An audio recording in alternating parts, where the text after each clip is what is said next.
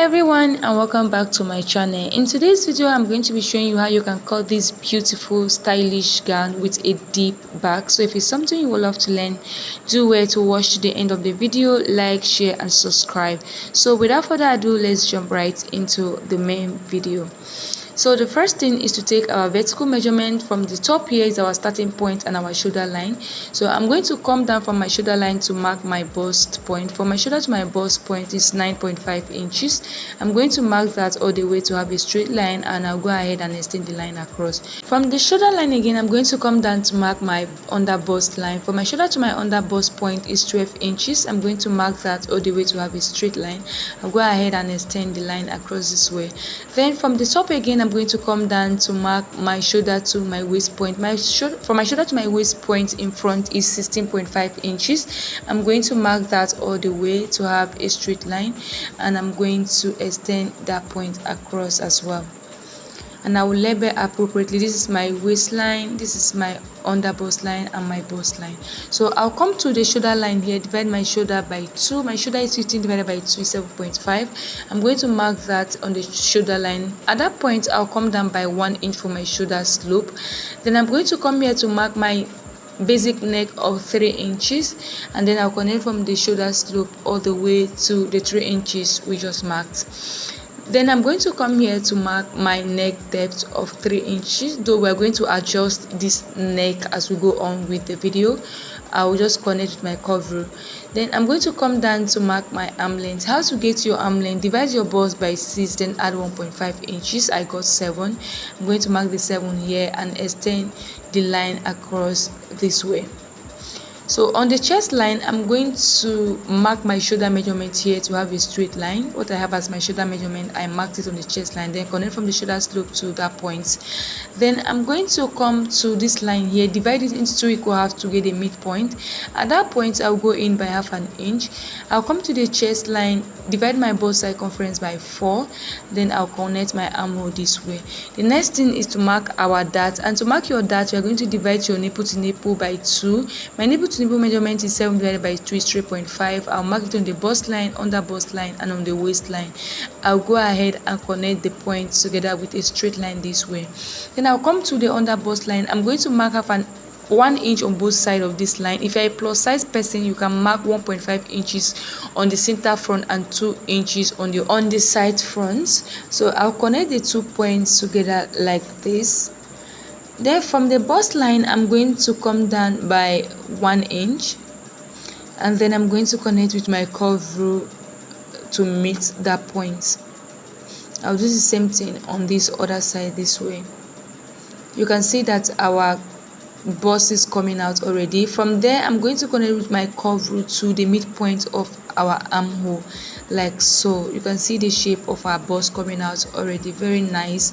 So I'm going to come here, mark half an inch on both sides of this line. So I'm going to be tightening this plate with half an inch on both sides and then connect it back into the initial line like so. You see what we have there. So this 1 inch we took here, I'm going to replace it here so we don't have any shortage when we are sewing. I will extend this line to that 1 inch. Then the 1 inch, I'm going to replace it on the armhole as well, and then I'll reconnect my armhole this way. So we don't need this first one anymore.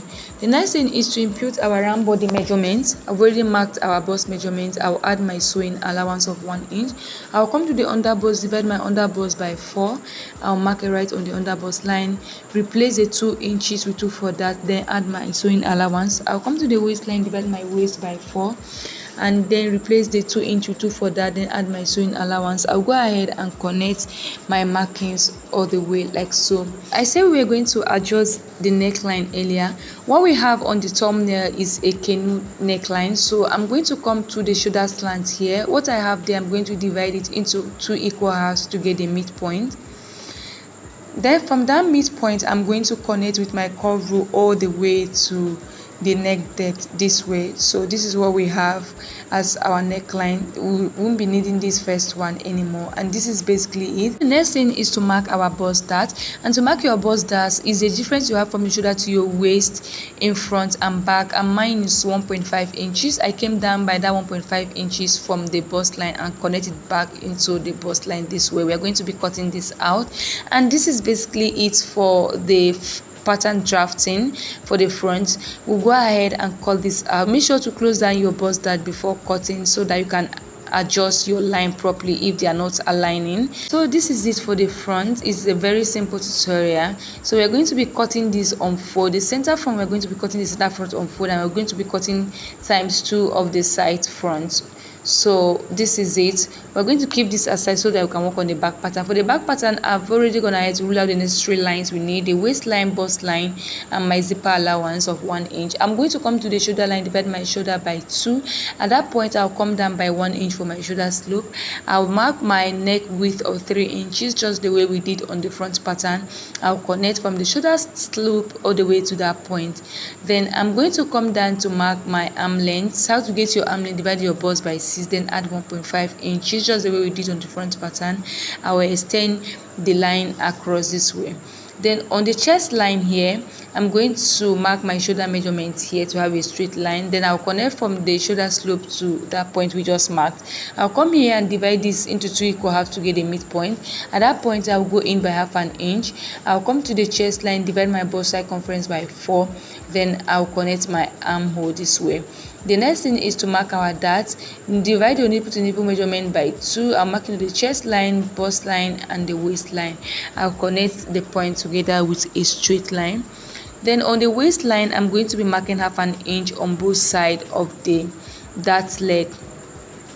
Then I'll come down by 1 inch from the chest line, and I'll connect my darts.